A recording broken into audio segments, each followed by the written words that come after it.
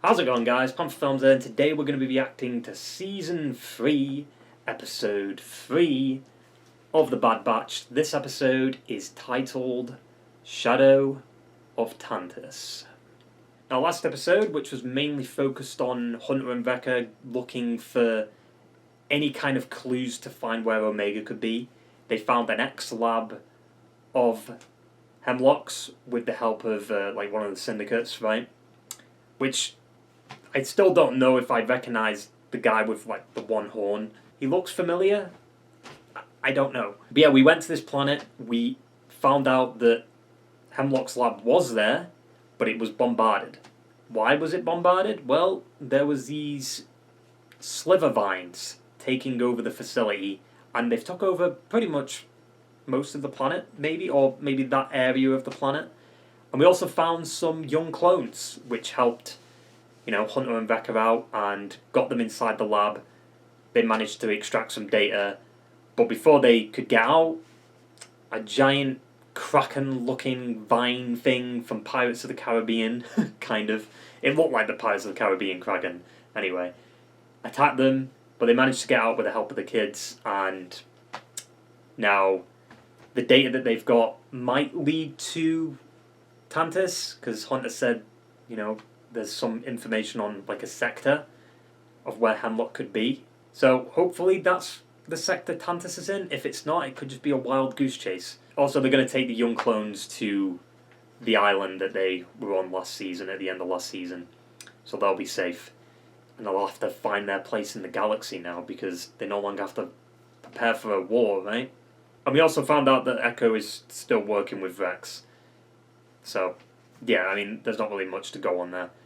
Yeah, I did enjoy last episode. It's definitely, in my opinion, a little weaker than episode 1, because I was a bit more engaged with episode 1. Episode 2, it kind of suffered from it being too dark.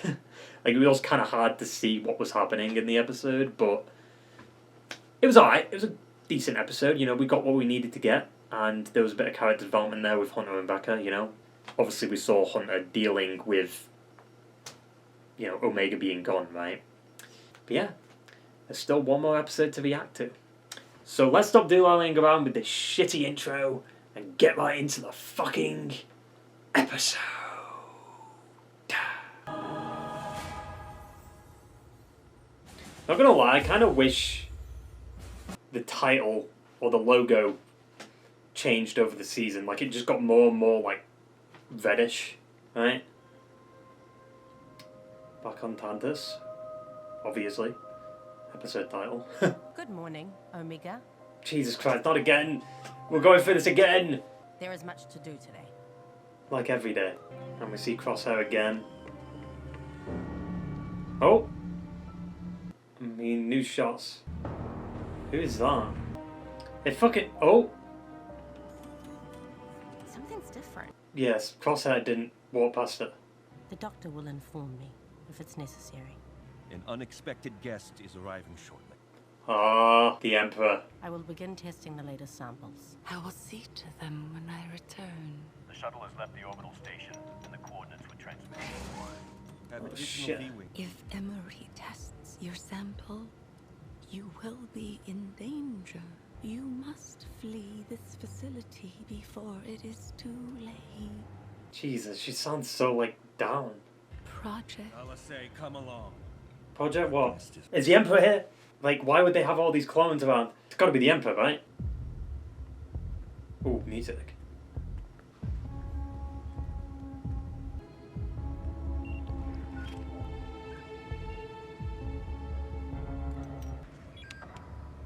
Did she put it in? Did you need something, Omega? The way she says Omega. Said there's a guest arriving. The Emperor. How's she gonna get it? Are you feeling well? Forget your assignments and get some rest. I'll check on you later. Fuck's sake.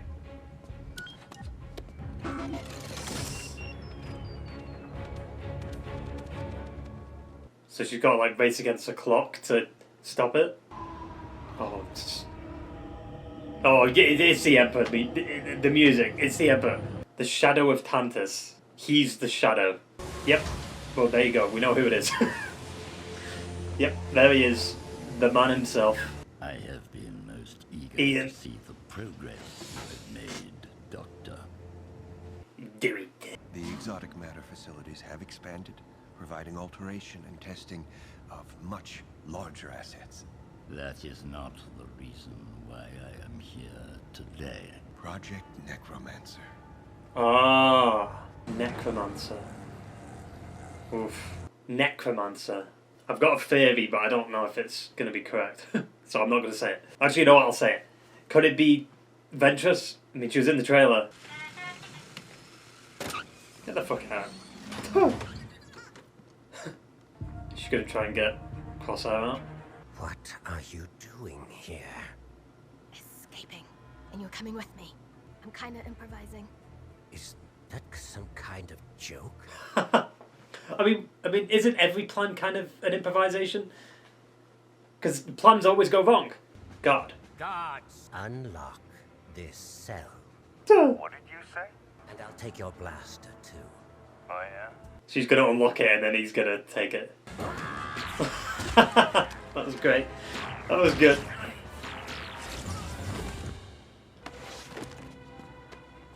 And we need to go though. How are they going to get off the planet? Maybe take the Emperor's ship? What's Project Necromancer? Go back to that. She told me to use her datapad to access the base and find a shuttle. We need to make sure you don't get caught. There's so many guards around. All hands on deck until the Emperor departs. The Emperor's here. I don't know.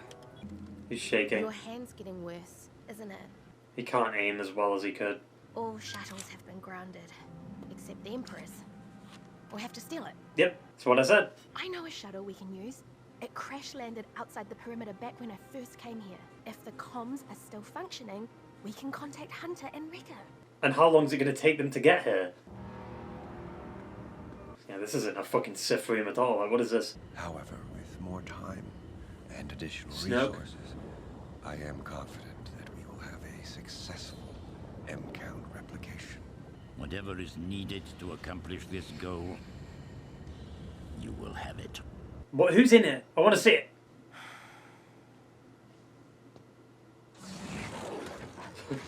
I mean, she can escape through one of the doors, right?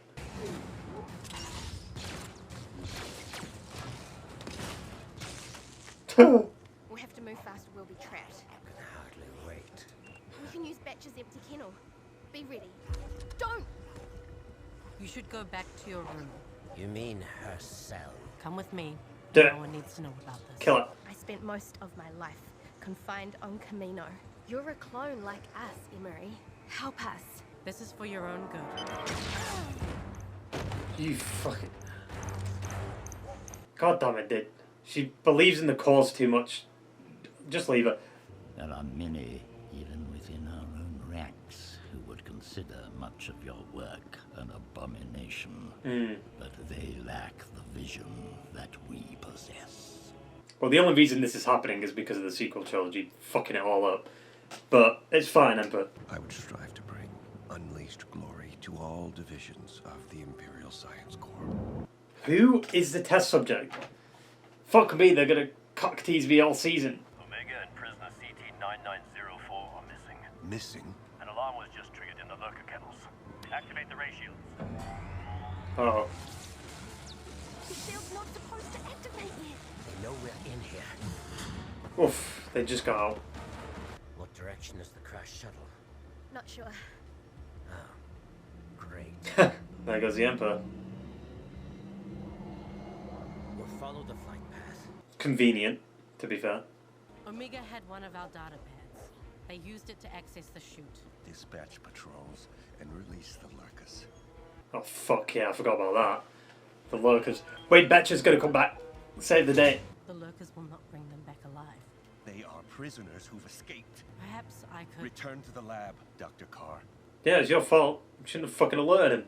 Curious how your assistant managed to escape this facility. I have been right by your side. God, I hope they get out, otherwise this would just be pointless. I think it could be the ship. That way. Oh, the lurkers? Jesus. The music popping off this season. It should... For fuck's sake, Omega. Did she knock us out? No. Alright. Crosshair. What is that? Is that a bear? There's a bear. What if it's friendly? Unless provoked. No, I doubt it.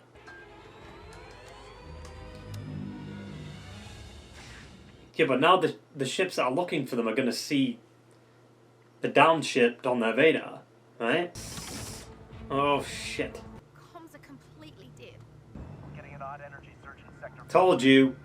You got us this far. Yeah, at least it got out of the facility. Tech had me memorize all the plans. Of course he did. To take their ship. Because then you could get out. Oh, no, there's a lot of them. Fuck, never mind. Ain't happening. I mean, it is Crosshair. It's possible. Oh, he missed. Fuck. See what I mean? His aim isn't as good as it used to be. Stand down. Hello. Hello. Betcha. Betcha? Told you. Stay. He doesn't have any armor. Fuck. Crosshair. Oh, that was cool. The way the helmet shut off. Come on, please. Like, this all has to be for something. We need to succeed. Yeah, fuck them, dude. They are clones, but... Please. The prisoners hijacked our shuttle! Fuck. Please. Like, let us escape, otherwise this is fucking pointless. Because I was worried about this season being all about them trying to escape. But if they escape episode 3, I'm happy.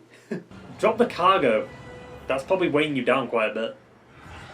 Ah, fuck! What's gonna happen? Come on, please. Oh, they've been hit, which means they're gonna crash on another planet nearby. Stop! Don't shoot them down. It's Omega. Call them off. But sir, they're escaping. Stand down.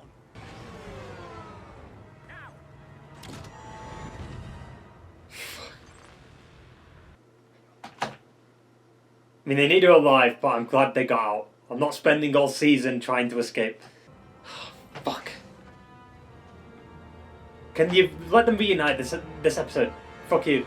Don't end it. Don't end it. Fuck! God damn it! But yeah, I mean, overall, another fucking solid episode. We're 3 for 3. I will say this is definitely the best one, though, because we actually had, like, a decent amount of story progression. Right, like Omega and Crosshair have escaped. The M count, like blood sample thing, has been positive, so they need Omega, which we knew anyway. But it's kind of crazy. Like Nala Say, for so long was trying to discard every blood sample of Omega's, and now, well, they've got the blood sample, but they need her alive. But now she's escaped, so now the whole season's going to be basically what season 2 was, where they need to get Omega again. Right. I am worried though, going into like next episode and the next few episodes, like what's going to happen with like Hunter and Vecca and Echo? Because now they're going to go looking for Crosshair and Omega and maybe head to Tantiss, but then they're going to completely miss each other because Omega and Crosshair have already escaped. So does that mean the rest of the Bad Batch are going to get captured and then the Empire's going to use that against Omega and then Omega's going to come and save them? Maybe? I don't know. But I'm glad Crosshair got out of there. Like, Crosshair fucking went through it last season, and I'm so glad, like, 3 episodes in, he's escaped, he's with Omega, and hopefully reunites with his crew. You know, and they repair that relationship, because ever since, like, season 1, they've not really come face to face since that finale, right? I assume Crosshair does know that Tech is dead, right? Because they did kind of talk about Tech this episode. I'm kind of surprised that we didn't even see the rest of the crew, though. Like, episode 1 was Omega, episode 2 was, like, Hunter and Vecca, episode 3 was Omega again. So does that mean episode 4 is going to be Hunter and Vecca again? Or, like, maybe Echo? The other thing I am kind of worried about, though, like, now that, like, Omega and Crosshair have escaped, does that mean, oh, once they reunite with the rest of the crew, we're just going to go back to that same dynamic that we had in season 2, where we get like an episode per week that is focused on a different scenario? I hope not. Like, we can still get that, but we can push the story forward too. That was my biggest problem with last season. a lot of episodes didn't really do a lot to push the story forward. I understand Clone Wars did it, but Clone Wars made sense to do it. It's the Clone Wars, right? You're not going to have skirmishes every fucking episode, right? With this, it's like, you're just spending, like, so many episodes doing the same thing on different fucking planets, right? Helping people out, doing this. It's like a fetch quest, basically. Which can be a good and bad thing, right? They're just side quests throughout the galaxy, in a way. And it does make sense for the characters to do that, but considering this is like a sequel story to the Clone Wars, it does kind of feel a bit more tame in comparison. But when it gets good, it gets good. It's just, it's very few and far between, right? But, for example, this episode was really fucking good. And we had the Emperor show up, which I have a feeling is going to have a much bigger presence this season than, like, the past few. Like, he appeared in Season 1 for, like, the scene that we saw in Revenge of the Sith. Then he appeared last season for that, like, 2-episode arc on Coruscant, right? Where he basically used the Bad Batch against themselves, right? Said that, you know, it was the clones who attacked Kamino and we need to get rid of them, type of thing. And this season he's showing up in the 3rd episode, voiced by Ian McDiarmid, which is great. And of course, he's on, like, the cover art or, like, the wallpaper for this season, right? So, it kind of makes me worried. When you have the Emperor show up in a show that's about 5 clones, actually, right? 6 clones, technically, if you count them. Well, no, it's 5 now, because Tech's dead. Actually, I guess it is 6, because you also have Rex maybe involved, right? I don't know, I feel like if the main big bad this season is going to be Hemlock for the majority of the season, then Hemlock's going to do something wrong, probably end up being killed. Then the Emperor's going to take over and basically kill the crew. They could also do a situation where, like, maybe Omega gets taken captive and she's put on, like, stasis or whatever, right? For years, and then she doesn't come out until after the original trilogy. Still want to know what Project Necromancer is, though. And I think it's obvious what it is. Like, it's obviously, like, the cloning stuff for Palpatine. But who's inside that fucking, like, chamber? Like, the way his eyes lit up when it opened, too. Like, Jesus. It has to be him, right? I mean, it would make sense. Like, they could definitely plant the seed for it to be, like, the Palpatine that was in Rise of Skywalker, right? Like, they used Project Necromancer as a way to be like, okay, we clone Palpatine, the Palpatine that's being cloned in Bad Batch is the one that shows up in Rise of Skywalker, right? And I'll say this again, I do find it kind of annoying that this show and Mandalorian are both trying to fix the problems with the sequel trilogy, and it's mainly with Rise of Skywalker. Rise of Skywalker made the issues a bit more prevalent. Last Jedi was mixed for me, and Force Awakens was just a reenactment of A New Hope, basically. Rise of Skywalker is really what ruined it, right? Like, at least they had, like, an idea of where the story could go in at the end of Last Jedi, but then they ruined it with Rise of Skywalker and the way Palpatine showed back up, and it was just very, like, lazily done, right? Because there was no plans, and a lot of Rise of Skywalker was trying to fix what Last Jedi did, and I think that was a mistake. It would have been better just to make your own story and go from where Last Jedi ended, and it probably would have been a better film, to be honest. Instead of being, somehow, Palpatine returned. And the way he returned was through fucking Fortnite, too. Like, what the fuck? But yeah, now Betcher's with the crew. That makes sense. I mean, you've got to have, like, a pet in the group, right? I guess the Gonk Droid was kind of that, but now they've actually got a pet with them. Right, you've got Betcher, you've got Echo, you've got Hunter, you've got Wrecker, Omega, Crosshair, and Vex. So, like, the only reason Palpatine showed up was to excite everyone, like the fans, and then basically give Crosshair and Omega something to follow when they were lost. Which I find is funny. Very convenient that Palpatine left at the same time Omega and Crosshair got out of the facility. And I guess Palpatine did show up to kind of fund Hemlock's operations, right? And now he's got, like, the full power of the Empire on his side, right? So if he needs to find Omega, it's going to be pretty easy to do that. Maybe. I do wonder if they'll send in any Inquisitors. I don't know how early the Inquisitors show up. They're a thing in Year 5, which is where, like, Fallen Order takes place. So maybe they come into the fray, like, maybe at this point. Like, I could see the Inquisitors showing up at the end of this season or something. But I guess Inquisitors don't really take care of clones. It's more just Jedi shit, right? But you never know. I mean, there has been theories about Omega maybe being Force sensitive. The only problem with that, though, is, like, yet again, we've got more Force sensitive people, but they don't show up in the original trilogy to help out with the Rebels. Like, if there's any crew that were going to help out with the Rebels, it would be the Bad Batch, I feel like. Maybe not. Maybe they just retire. The fact Vex helps out with the Rebels, but not the Bad Batch, maybe because the Bad Batch die. Right? Like, I don't see it going any other way. There's a reason, like, most of Bad Batch has been set in the early years of the Empire. It's because they die. Like, it's not been like every season there's been like a big time jump, like maybe like year 3, year 4, year 7, year 8, you know, leading into close to Rebels. Nope. We're still early days. Definitely makes me curious, like, timeline-wise, where this season takes place. Like, is it year 3? Like, after the events of Revenge of the Sith? Year 2? Year 1? I feel like it's probably a year and a half after Revenge of the Sith. But yeah, I genuinely wasn't expecting them to escape this episode. But I'm glad it happened this early on, to be honest. Because I'd rather have them escape, do other shit, and then, like, still have the story progress, right? But at the same time, I didn't want to spend, like, all season in the facility, because it'd just get very boring to watch. Because imagine this episode was just doing the same, like, day-to-day routine that episode 1 was.